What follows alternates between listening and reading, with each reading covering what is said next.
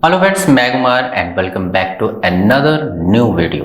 दोस्तों, before going to intraday trading हमें कुछ ऐसे कंसेप्ट्स हैं जो कम से कम पता होने चाहिए, क्योंकि without knowing that concept intraday trading का एज सच कोई बेनिफिट नहीं रहता। सीधी सी बात यह है कि if you do not know the basics of anything, how you can expect that the investor और the trader more sophisticated, more knowledgeable, or more money they have, to whom you are competing and expecting that you're gonna win?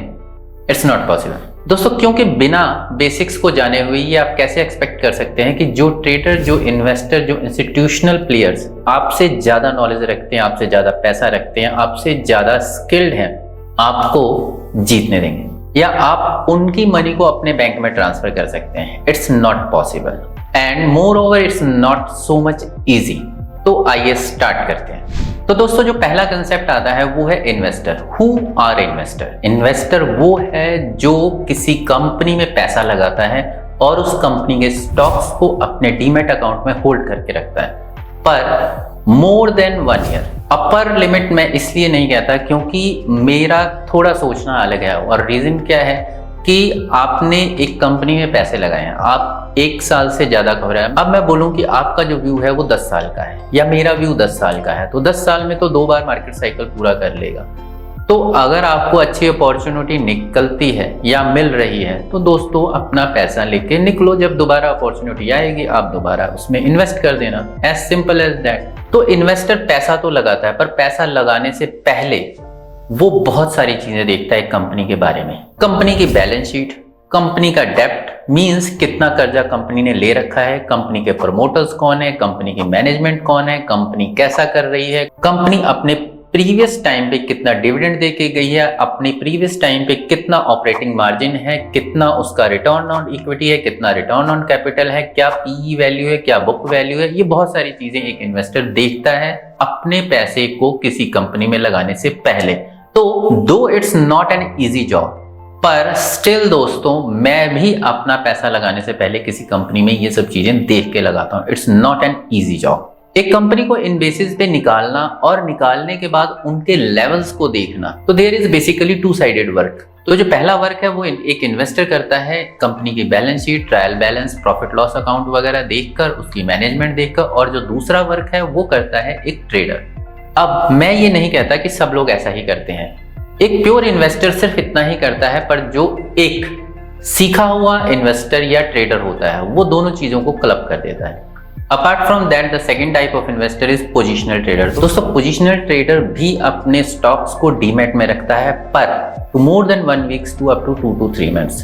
अब आप बोलोगे कि जो investor है वो मोर than 1 month रखता है और जो पोजिशनल ट्रेडर है तो ये भी एक तरीके का इन्वेस्टर ही हुआ। नहीं दोस्तों, ऐसा नहीं है। जो पोजिशनल ट्रेडर है वो अपॉर्चुनिस्टिक है, उसको कंपनी के बैलेंस शीट, अकाउंट्स, मैनेजमेंट से कोई लेना देना नहीं। वो देखता है न्यूज, वो देखता है अनाउंसमेंट कौन सी आई है मैनेजमेंट की तरफ से, किस कंपनी की स्प्लिटिंग हो रही है, किस कंपनी का बोनस शेयर आने वाला है, किस कंपनी में डिविडेंड डिक्लेयर होने वाला, कौन सी कंपनी किस कंपनी को बाय कर रही है, ओवरटेक कर रही है। आपको अपॉर्चुनिटी मिलती है, आप उस स्टॉक को बाय करते हो, आपकी अपॉर्चुनिटी तक वो स्टॉक आप अपने पास रखते हो, वो अपॉर्चुनिटी या वो इवेंट हुआ और आपने उसको बेच दिया। एग्जाम्पल के तौर पे सपोज कर लो कि नेक्स्ट वीक में बजट सेशन आने वाला। अब बजट सेशन में मुझे कहीं से न्यूज मिलती है कि जो कैपेक्स है या कैपिटल एक्सपेंडिचर है वो ज्यादा से ज्यादा इंफ्रास्ट्रक्चर पे खत्म होने वाला है। अब आपको ये सीधा सा पता लग गया कि जो गवर्नमेंट है वो कैपिटल एक्सपेंडिचर या फंड एलोकेट ज्यादा से ज्यादा करेगी इंफ्रास्ट्रक्चर में। इंफ्रास्ट्रक्चर में railway, road, rural housing, electrification या पावर जनरेशन, ये सब आते हैं। अब आपको ये चीज पता है, अब आप क्या करते हो, आप थोड़ा थोरो जाते हो और आप ये देखते हो कि जो इंडियन गवर्नमेंट है वो पीएल स्कीम लॉन्च कर रही है बिल्डर्स के लिए या पावर सेक्टर के लिए। तो 2 सेक्टर आपने उसमें से निकाल लिए, उन दोनों को आप इंडेक्स वाइज वैल्यूएट करते हो और जो स्टॉक आपको प्रॉमिसिंग लगता है या जो स्टॉक आपको बाय करने के लायक लगता है, अच्छे लेवल्स पर मिलता है, आप उसको बाय करते हो। बजट आया, द मोमेंट बजट डिक्लेयर्स, आप अपने स्टॉक्स को सेल कर देते हो, अपना प्रॉफिट लेकर घर चले जाते हो। And that's all for the positional traders.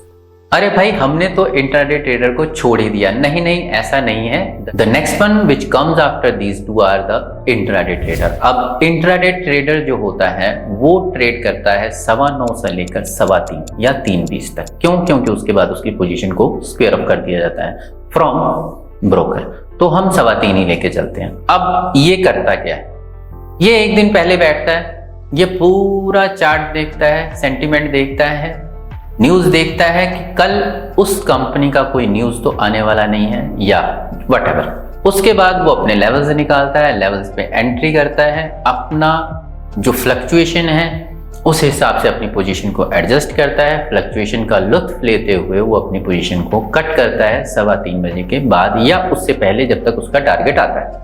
अब इसमें होता क्या है दोस्तों, मैं बेसिकली ट्रेड करता हूं डिमांड सप्लाई पे। तो अगर हम डिमांड सप्लाई को आसान शब्दों में समझ लें या फॉर द टाइम बीइंग ले लें, हालांकि ऐसा है नहीं, तो अगर हम सपोर्ट एंड रेजिस्टेंस समझें तो हम सपोर्ट पर बाय करते हैं और रेजिस्टेंस पर सेल करते हैं। इंट्राडे ट्रेडर करता क्या है, एक दिन पहले देखता है नया सपोर्ट कौन सा बना है, वो सपोर्ट पे जब स्टॉक जाता है वो बाय करता है और रेजिस्टेंस पर जाने पर उसको निकाल देता है। तो in simple term intraday trader ये करता है एक दिन में, एक दिन में भी नहीं, तकरीबन 5.5 घंटों के अंदर अंदर प्रॉफिट या लॉस उसको उसी दिन काटना है, वो अपनी पोजीशंस को होल्ड करके नहीं जाएगा। अब इंट्राडे ट्रेडर को एक एज है ओवर द पोजिशनल ट्रेडर और इन्वेस्टर, और वो क्या है कि एक इंट्राडे ट्रेडर जो है वो शॉर्ट सेलिंग भी कर सकता है। शॉर्ट सेलिंग का मतलब क्या है? तो दोस्तों द फर्स्ट थिंग इज कि हम कम पे बाय करके ज्यादा पर सेल करते हैं, तो जो हमारा मार्जिन निकलता है या जो बीच का प्रॉफिट है वो हमारा प्रॉफिट है। तो ये तो हो गया तब की पोजीशन जब मार्केट में तेजी है। अब मंदी चल रही है, तो मंदी में जो पोजिशनल ट्रेडर है या इन्वेस्टर वो कुछ नहीं कर सकता है, वो ज्यादा से ज्यादा ऑप्शंस की पुट बाय करेगा। पर जो एक इंट्राडे ट्रेडर है वो क्या करता है, वो पहले बेचता है, बाद में स्क्वायर अप करके बाय करके अपना प्रॉफिट लेके निकल जाता है। मींस पहले केस में क्या था, 100 पे बाय किया, 105 पे सेल किया, 5 रुपए का प्रॉफिट मेरी जेब में। दूसरे केस में क्या था, 105 पे सेल किया, मेरे पास स्टॉक नहीं है, 105 पे सेल किया, 100 पे कवर किया, 5 रुपए का प्रॉफिट मेरी जेब में। मंदी हो या तेजी हो, इंट्राडे ट्रेडर को अगर मार्केट समझ में आता है तो दोस्तों वो प्रॉफिट लेकर ही निकलता है। दोस्तों इंट्राडे ट्रेडर को लॉस होता है, ऐसा नहीं है कि उनको लॉस नहीं होता। और आपने ये फ्रेजेस सुने भी होंगे कि 99% जो इंट्राडे ट्रेडर हैं वो लॉस करके निकलते हैं। और रीजन क्या है कि उनको मार्केट में समझ नहीं आता है। तो वो करते क्यों हैं?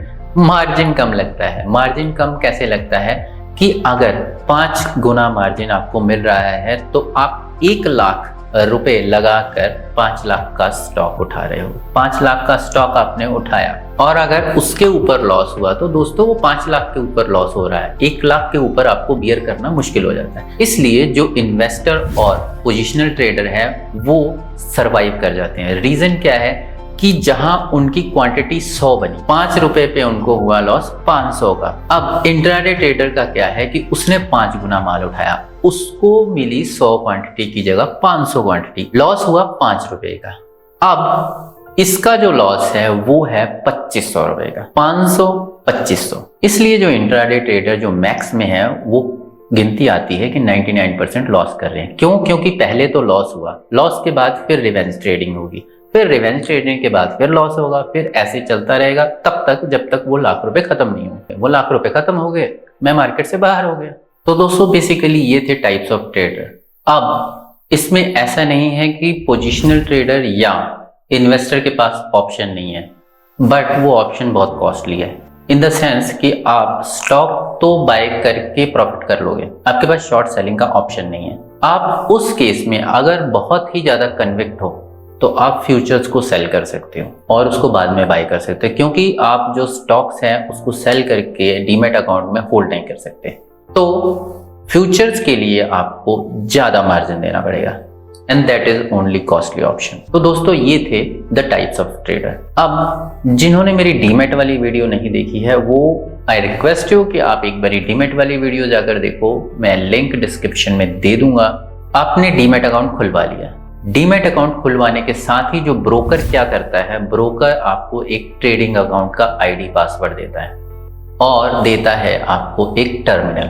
टर्मिनल एक सॉफ्टवेयर होता है जिसको आप अपने लैपटॉप या पीसी पे इंस्टॉल करते हो। आपने अपने लैपटॉप या पीसी पे इंस्टॉल कर लिया, नेट कनेक्शन होना चाहिए, आपने आईडी पासवर्ड भरा, आप डायरेक्टली एनएससी से जुड़ जाते हो। एनएससी से जुड़ते हो या बीएससी से जुड़ते हो, बट थ्रू ब्रोकर। अब वो टर्मिनल जो है वो उस ब्रोकर का है, तो जो आपका टर्मिनल है वो लॉगिन करता है उसके सर्वर पर और उसने डाटा फीड ली होती है एनएससी से। आप जो ऑर्डर प्लेस करते हो वो जाता है ब्रोकर को और ब्रोकर से डायरेक्टली एनएससी पे भेज दिया जाता है। और एग्जीक्यूशन या नॉन एग्जीक्यूशन वो डिपेंड करता है कि आपका प्राइस उस रेंज में आता है या नहीं आता। तो ये सब रियल टाइम पे बहुत कम समय के बीच में ही हो जाता है, मीन्स फ्रैक्शन ऑफ सेकेंड के अंदर ही ये सब चीजें होती हैं।